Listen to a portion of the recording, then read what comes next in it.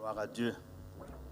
C'est une grâce de nous trouver ce matin dans la maison de Dieu pour le louer, pour le glorifier. Et à l'occasion, nous avons l'opportunité de lire la parole de Dieu, d'échanger, de méditer. Je prie que ce matin, par le concours de la grâce de Dieu, je puisse vous apporter quelque chose pour enrichir votre bagage spirituel et votre vie spirituelle. Notre texte de base se trouve dans Luc chapitre 11. Luc chapitre 11, versets 29 à 32. Pendant que vous cherchez, aujourd'hui c'est le 1er octobre, c'est la rentrée. On peut dire à son voisin, à sa voisine, à nos enfants, bonne rentrée scolaire, académique 2023-2024 sous le regard de Dieu. Que Dieu bénisse nos enfants et bon courage. Nous comptons sur vous, que Dieu vous accompagne dans vos cursus scolaires et universitaires. Dieu est avec nous. Nous donnons la victoire pour la gloire de son Saint-Nom. Nous pensons à nos enfants qui sont à l'extérieur aussi. Que Dieu les bénisse, Dieu les garde. Ils nous regardent maintenant, ils suivent le culte et on les salue. La part de l'Église centrale, bonne année académique au nom de Saint Jésus-Christ. Luc chapitre 11, versets 29 à 32. Je lis. Comme le peuple s'amassait en foule, il se mit à dire, cette génération est une génération méchante. Elle demande un miracle. Il lui sera donné d'autres miracles que celui de Jonas. Car de même que Jonas fut un signe pour les Nivites, de même le Fils de l'homme en sera un pour cette génération. La reine du Midi se lèvera au jour du jugement avec les hommes de cette génération et les condamnera, parce qu'elle vint des extrémités de la terre pour entendre la sagesse de Salomon. Et voici, il y a ici plus que Salomon. Les hommes de Ninive se lèveront au jour du jugement avec cette génération et la condamneront parce qu'ils se repentirent à la prédication de Jonas. Et voici, il y a ici plus que Jonas. Amen. Seigneur, ce matin, pendant que nous parcourons cette méditation, que nous puissions apprendre quelque chose de ta parole par ton esprit. Bénis notre Dieu, notre congrégation ce matin. Nous avons prié au nom de Jésus-Christ. Amen. C'est un passage bien connu. C'est un passage que le Seigneur m'a mis à cœur de partager avec vous. Et dans ce passage, le Seigneur Jésus nous dit, cette génération est une génération méchante. En d'autres termes, c'est une génération méchante parmi tant d'autres générations qui ont existé avant et après, bien sûr, celle de Jésus. Aujourd'hui, nous pouvons dire si notre génération est une génération méchante ou pas, si elle est plus méchante que celle de Jésus ou pas, nous pouvons le faire parce que nous n'étions pas là-bas, mais Jésus dit à sa génération, cette génération est une génération méchante. Le président du Faso l'a dit, nous sommes méchants, très méchants. Le constat est amer. Entre nous Burkinabés, je vais aller plus loin, entre nous Africains, entre nous citoyens du monde, nous sommes méchants, les uns envers les autres. De tout temps, les hommes ont été méchants, et de génération en génération, les hommes sont méchants entre eux pour diverses raisons. Quand le Seigneur dit que cette génération est une génération méchante, on ne peut pas le recuser. En quoi demander un miracle, un signe, ferait dire à Jésus, à ses compatriotes, que cette génération est une génération méchante? Ou pourquoi il dit que cette génération est une génération méchante. Le Seigneur Jésus ne voit pas comme ce que nous voyons. Dis à ton voisin, il ne voit pas comme toi tu vois.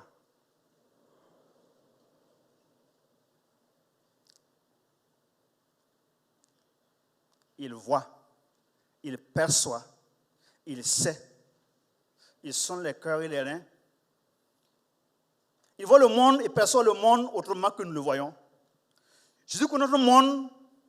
Il n'a pas besoin qu'on lui donne un témoignage d'aucun homme, d'aucune génération, car il sait ce qu'il y a dans tout homme. Jean 2, 25. Avant de continuer, il faut définir le terme la méchanceté, être méchant. Vous le savez, n'est-ce pas?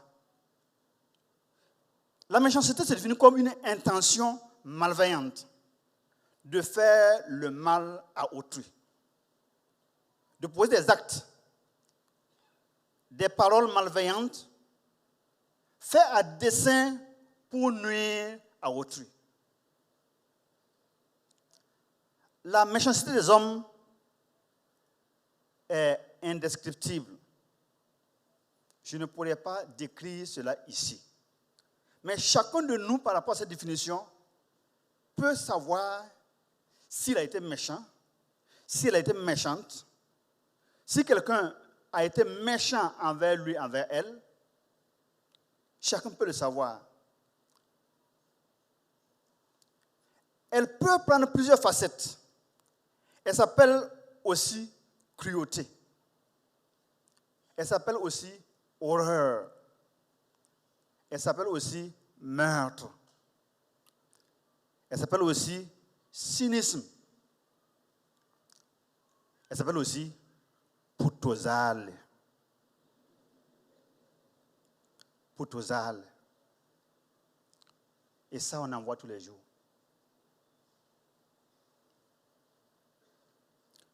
Une petite histoire, avant de continuer. Excusez-moi cette histoire. C'est un jeu d'enfant. Ceux qui ont fait le village connaissent bien un peu ce jeu malin que les enfants jouent entre eux. Alors, quand on était enfant, on vient te dire, veux-tu entendre les tam-tams de chez ton oncle en train de faire la musique? Tu dis oui. On dit, donne ton menton. Il y en a qui disent, savent de quoi il s'agit. On prend quelque chose, on met ici, et l'autre va crier, ouaille! Le dard d'une fourmi vient le piquer. Et ça monte au cerveau.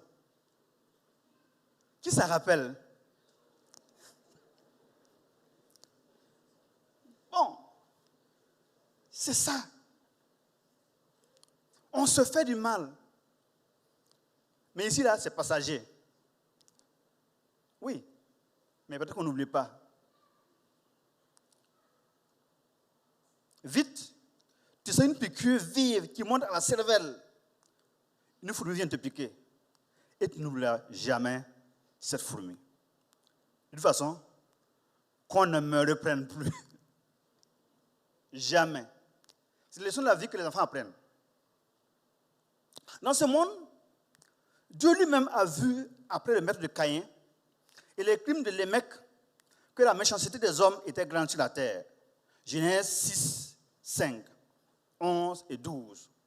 Et que toutes les pensées des cœurs des hommes se portaient chaque jour uniquement vers le mal. La terre était remplie de violence, elle était corrompue, les pensées du cœur de l'homme sont mauvaises à sa jeunesse. Genèse 8, 21. C'est pourquoi Dieu va envoyer le déluge pour juger le monde de Noé. Encore 7 jours, je détruirai la face de la terre. Tous les êtres que j'ai faits, je les détruirai. Genèse 7, 4. Le Seigneur Jésus dira dans Matthieu 15, 19 à 20. Car c'est du dedans, c'est du cœur de l'homme que proviennent les pensées mauvaises, l'immoralité, le vol, le meurtre, les adultères, l'envie, la méchanceté, la tromperie, le vice, la jalousie, le blasphème, l'orgueil et toutes sortes de comportements insensés. Tout le mal sort du dedans et remplit l'homme impur. Le monde est monde parce qu'il est mauvais. Le monde est monde, on l'appelle monde à cause de cette méchanceté, ces adultères, ces corruptions, ces crimes, ces mensonges, en un mot, à cause de son péché. Un monde sans péché, un monde sans ces mots, serait un paradis. Oui. Si le monde n'avait pas ces choses-là, ces mots-là, on peut l'appeler monde. Ce que nous voyons autour de nous, chez les hommes, chez les femmes, chez les jeunes, et qu'on appelle mal, mauvais, méchanceté, fait partie de l'ADN du monde.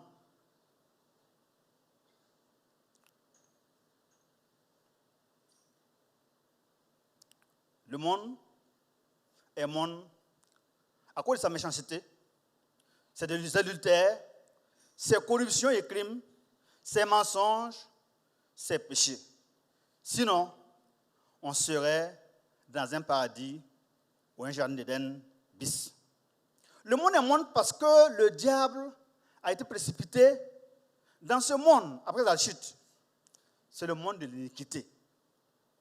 Or, le diable trouve dans chaque génération des hommes, des femmes, des jeunes, des enfants, des gens pour les initier à ces œuvres mauvaises ou perfectionner le mal et les œuvres mauvaises et les perpétuer, les promouvoir et les perpétrer. Combien de fois le diable a voulu te recruter et tu as cédé ou bien tu as dit non? Nous pouvons dire avec le Seigneur Jésus que tous les méchants et les pécheurs ont pour père le diable, selon Jean 8, 44 à 45. Vous avez pour père le diable, et vous accomplissez les désirs de votre père. Il est meurtrier dès le commencement. Il ne tient pas dans la vérité parce qu'il n'y a pas de vérité en lui. Lorsqu'il profère le mensonge, il parle de son propre fond, car il est menteur et père du mensonge. Des gens méchantes et illustres, on en trouve aussi des femmes dans la Bible, comme Jézabel. Des nations méchantes, on en trouve comme les Assyriens, 1 roi 17. Des gouvernants méchants, barbares, nous Testament en cite. Matthieu 2, 16. Le roi Hérode, qui a fait massacrer les petits enfants en dessous de 2 ans. Et puis là, le gouverneur romain qui a fait crucifier le Seigneur Jésus-Christ. Marc 15, 14. En complicité avec le conseil des anciens, les scribes et les sanhédrins, pour n'en citer que quelques-uns. Si la méchanceté chez les hommes, c'est qu'elle a une cause. J'ai consulté quelques références qui me disent ceci. Il y a toujours une raison derrière chaque acte de méchanceté, chaque intention de nuire à autrui sous les cieux a une cause. Cette volonté de faire du mal à l'autre peut être due à des traumatismes, c'est-à-dire des blessures liées au passé.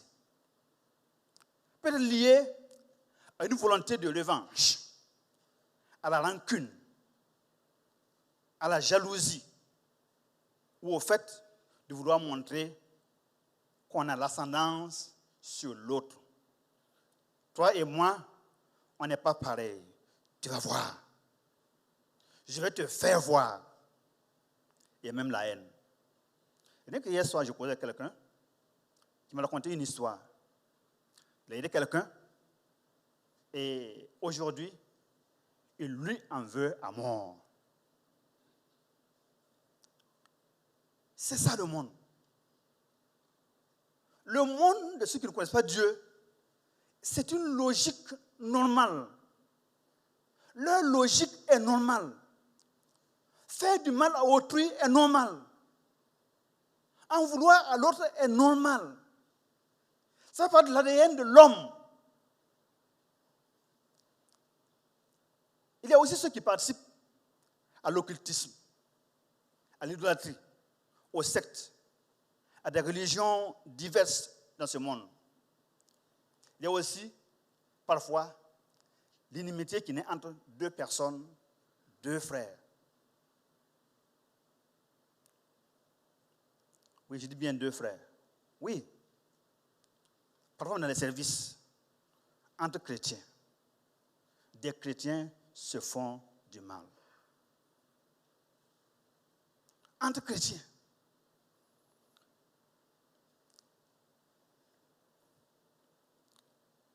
Depuis le péché d'Adam et Ève au jardin d'Éden, l'homme est perverti. Il ne sait plus ou ne peut plus faire le bien. Il a perdu cette capacité de faire le bien. Ainsi, la méchanceté peut s'exercer par des paroles, des actions, un comportement, ou bien le caractère même de certaines personnes peut les pousser à une telle cruauté, malveillance envers les autres. Et même parfois, la peur vous amène à devenir méchant pour se protéger. Pour nous qui lisons la Bible, nous savons que Dieu dit de l'origine du mal, l'homme, son cœur est tortueux par devers tout. Et il est méchant. Qui peut le connaître? Qui peut le comprendre? Dans Matthieu 16, 1 à 4, où les pharisiens et les sadducéens demandent un signe à Jésus, venant du ciel, mais en fait, quand on relit le passage, ce n'est pas le signe qui demande à Jésus. Ce n'est pas un miracle qui demande à Jésus. Leur tête là est ailleurs. Leur projet est ailleurs. Ils cherchaient une occasion pour l'éprouver, l'accuser et condamner Jésus à mort. Cette incapacité ou cette incompétence, ce dysfonctionnement de l'homme pécheur à faire désormais le bien est très bien décrit dans Romains 7, 14 à 20. L'homme charnel, l'homme naturel est vendu, esclave du péché. Et maintenant, ce n'est plus moi qui le fais, mais c'est le péché qui habite en moi. Ce qui est bon, je le sais, n'habite pas en moi, c'est-à-dire dans ma chair. J'ai la volonté, mais non le pouvoir de faire le bien, car je ne fais pas le bien que je veux, et je fais le mal que je ne veux pas. Et si je fais ce que je ne veux pas, ce n'est plus moi qui le fais, le péché qui habite en moi me pousse à le faire. L'homme qui est déchu du jardin d'Éden a dans son ADN le péché, et le péché amène à la méchanceté. Pas étonnant donc, ce n'est pas étonnant que les hommes de cette génération soient méchants, puisqu'ils ont annihilé et noyé Dieu et le péché dans certaines de leurs théories et leurs doctrines philosophiques religieuses. Aujourd'hui, il y a des gens qui ne parlent plus de Dieu dans leur vocabulaire, dans leur imaginaire. Dieu n'est pas là. Et quand Dieu n'est pas là, le bien n'est pas là. Gardez cela, s'il vous plaît. Quand Dieu n'est pas là, le bien n'est pas là. Ce n'est donc pas étonnant que lorsque Dieu n'est pas là, dans un domaine de définition donné, le mal est pion sur lui. Si, dans l'imaginaire de certains, le péché n'existe pas, le mal et la méchanceté n'existent pas, alors la culpabilité n'existe pas, la dépendance n'existe pas, le pardon n'existe pas, et tout cela n'a aucun sens. Et c'est l'insensé, Psaume 14, 1, qui dit, dans son cœur, il n'y a pas de Dieu. Cette génération, tout comme notre génération, en plus d'être méchantes, elles sont adultères, corrompues, perverses, pécheresses, comme l'a été la génération de Noé, qui a été détruite par le déluge. La génération d'Abraham et son neveu Lot, Sodome et Gomorrhe, brûlés par le souffle de feu, ou celle de Pharaon, qui n'a pas connu Joseph et qui a soumis et réduit Israël à l'esclavage en Égypte. De tout temps. Il y a eu des hommes au cœur méchant, comme Caïn, qui a tué son frère Abel. Genèse 4:8.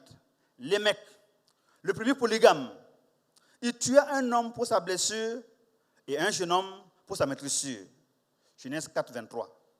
Et que dit de David, qui a envoyé Uri, le soldat Uri, le mari de Bathsheba, au front, à la guerre, pour disposer de sa femme. Combien de fois le sang versé sur la terre crie jusqu'à Dieu? Et que dit de Saul de Tarse, le persécuteur de l'Église primitive? Il a jeté en prison plusieurs saints, et était complice de la mise à mort et du blasphème de plusieurs martyrs. Il a participé à châtier plusieurs dans les synagogues. Il les a persécutés, même dans les villes étrangères. Voici un extrémiste, mais religieux, qui avait le mal dans son ADN, jusqu'à ce que Dieu le transforme.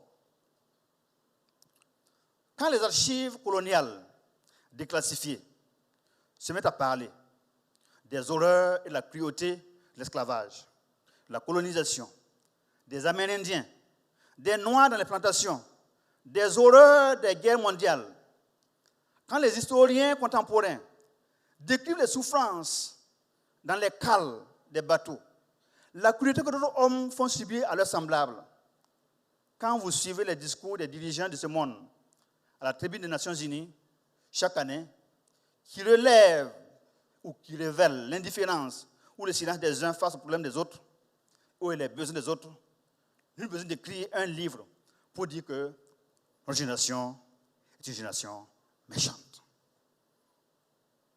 Notre génération aussi est une génération méchante. Avec le prophète Jérémie, 17, verset 9, reconnaissons que le cœur de l'homme est mauvais, méchant, cruel, criminel par-devers tout. Seul Dieu peut le comprendre. Ouvrez une parenthèse dans l'Église. Y a-t-il dans l'Église de la méchanceté?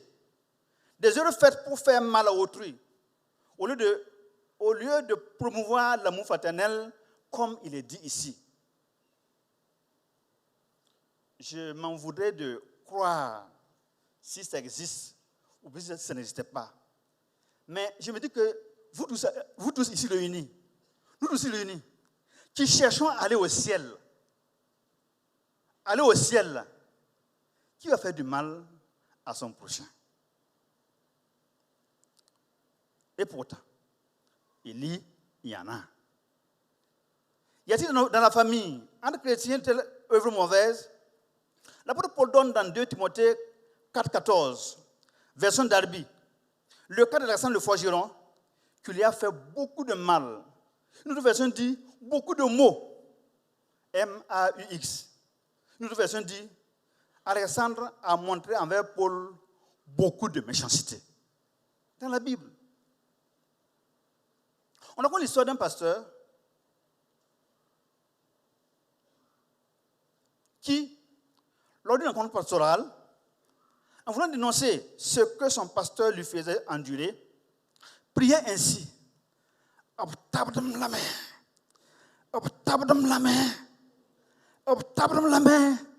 Et on lui a dit, tais-toi.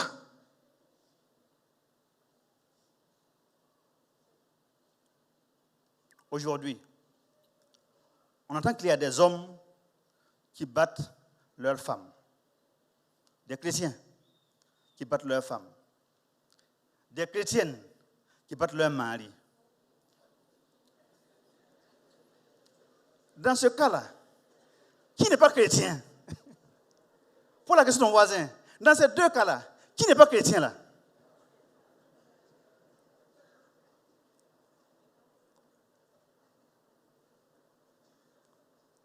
On raconte qu'il y a des couples où on se fait le mal l'un à l'autre. Mais qui n'est pas chrétien là? Qui ne veut pas aller au ciel là? C'est l'apôtre Paul. Dans Romains 1,28, la méchanceté peut provenir de l'endurcissement des cœurs les uns contre les autres. Et il dit ceci, Comme les hommes ne se sont pas souciés de connaître Dieu, Dieu les a livrés à leur sens réprouvée. Pour commettre des choses indignes, étant remplis de toutes espèces d'injustice, de méchanceté, de cupidité, de malice, plein d'envie, de meurtre, de querelle, de ruse, de malignité, rapporteurs, médisants, impies, ingénieux au mal, dépourvus d'intelligence, de loyauté, d'affection naturelle et de miséricorde. Et bien qu'ils connaissent le jugement de Dieu, déclarant digne de mort ceux qui commettent de telles choses, non seulement ils les font, mais ils approuvent ceux qui les font. Le côté dramatique de la méchanceté chez les hommes, ce n'est pas tant l'esclavage, oui, la colonisation ou la guerre, ou les infanticides, les avortements, les coups et blessures. Ce sont aussi ces gens, au lieu de se repentir du mal qu'ils ont fait, de demander pardon pour les méchancetés qu'ils ont commises, pour les péchés, poursuivre les mêmes mauvaises œuvres, leurs prédécesseurs ou d'eux-mêmes, et même ils les perpétuent. Voici des méchants au carré. Comment vont-ils se repentir s'il n'y a personne pour les prêcher la bonne nouvelle, le salut en Jésus-Christ? Comment se vont-ils débarrasser de leur folie si, comme la reine de Midi, ils ne vont pas à la recherche de la sagesse de Salomon, la sagesse en haut? Comment se convertiront-ils s'il n'y a pas de Jonas, des serviteurs de Dieu vivants, pour les amener à se détourner de la colère de Dieu? Et c'est là que le récit que nous avons lu devient très intéressant. Ce monde impie, ce monde pervers, cette génération méchante a besoin d'un remède. Dis à ton voisin, le monde méchant a besoin de remède.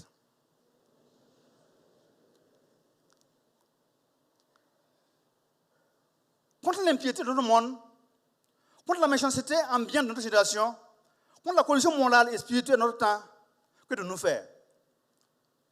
Peut-être alerter, dénoncer les crimes, les atrocités, les horreurs, les cruautés qui se commettent parmi les hommes, le sang des innocents versé qui crient à Dieu, les avortements commis, les spoliations, les souffrances que les enfants subissent aux autres.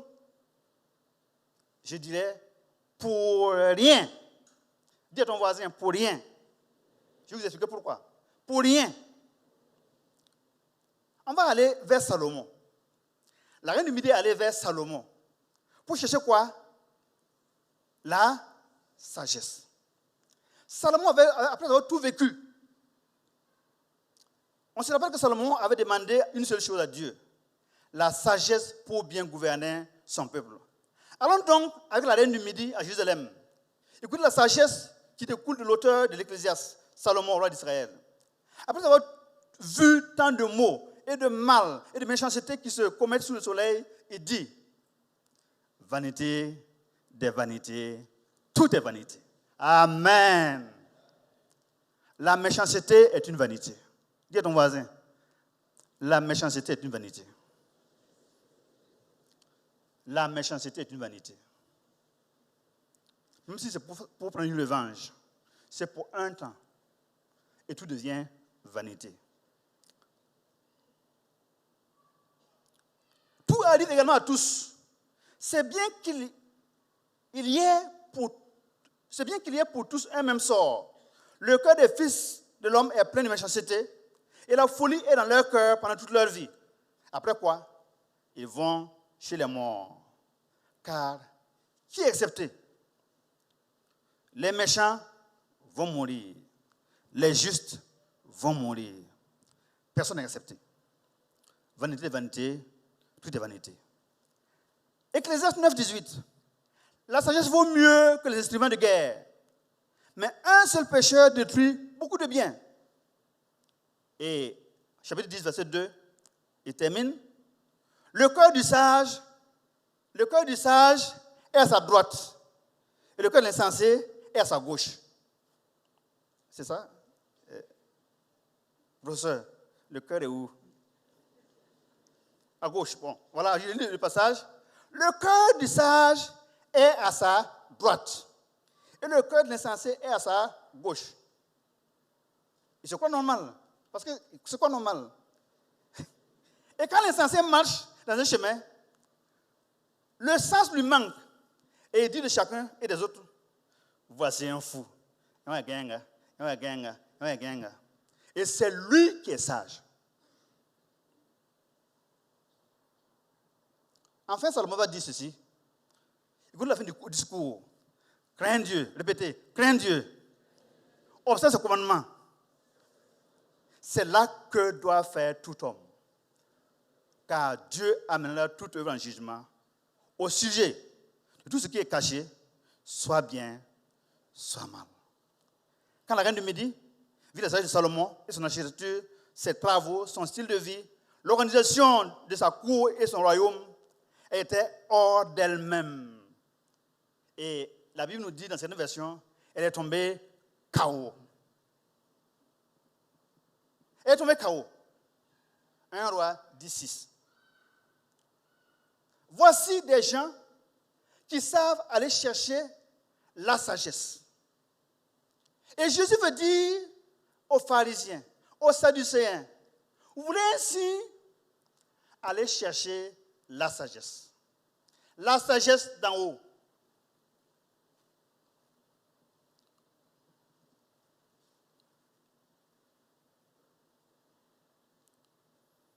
La solution de la méchanceté, dans ce tableau sombre de la corruption, de la méchanceté, de la folie de l'humanité, dépend dans Romains 1.